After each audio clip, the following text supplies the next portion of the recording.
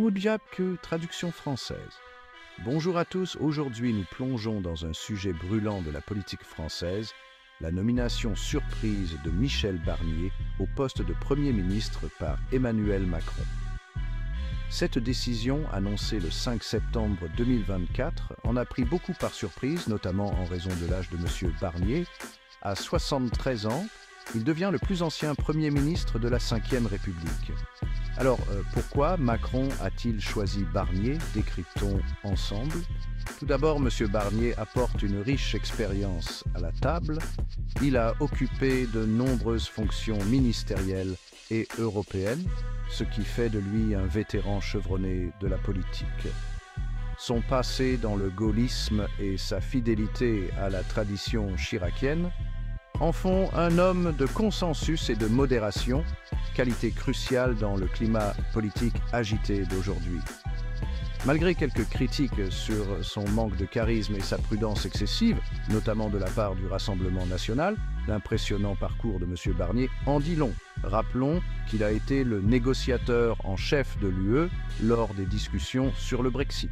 Sa profonde compréhension du paysage politique européen est un atout important, d'autant plus que la France doit bientôt présenter un budget à la Commission européenne. Les connexions de M. Barnier avec des personnalités influentes, comme Ursula von der Leyen et Christine Lagarde, pourraient bien faire gagner du temps à la France pour affiner ses politiques fiscales. Sur les questions de souveraineté et d'immigration, M. Barnier n'a pas hésité à prendre des positions audacieuses. En 2021, il a proposé un moratoire sur l'immigration afin de donner la priorité aux lois nationales sur les traités européens. Bien que controversée, cette initiative a mis en avant son courage politique sur des questions sensibles.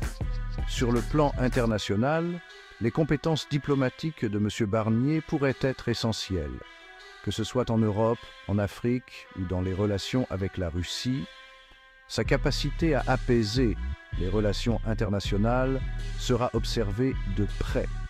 Mais soyons réalistes, on ne s'attend pas à ce que M. Barnier apporte des changements radicaux, notamment sur les réformes économiques et sociales déjà mises en chantier par Macron.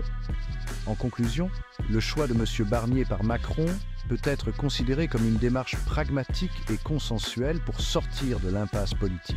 Reste à voir si M. Barnier pourra réellement apaiser les tensions et répondre aux attentes du peuple français en ces temps incertains. Merci d'avoir suivi cette analyse. Si vous l'avez trouvée intéressante, n'oubliez pas d'aimer, de vous abonner et d'activer la cloche de notification pour d'autres mises à jour sur la politique mondiale. À la prochaine, restez informés.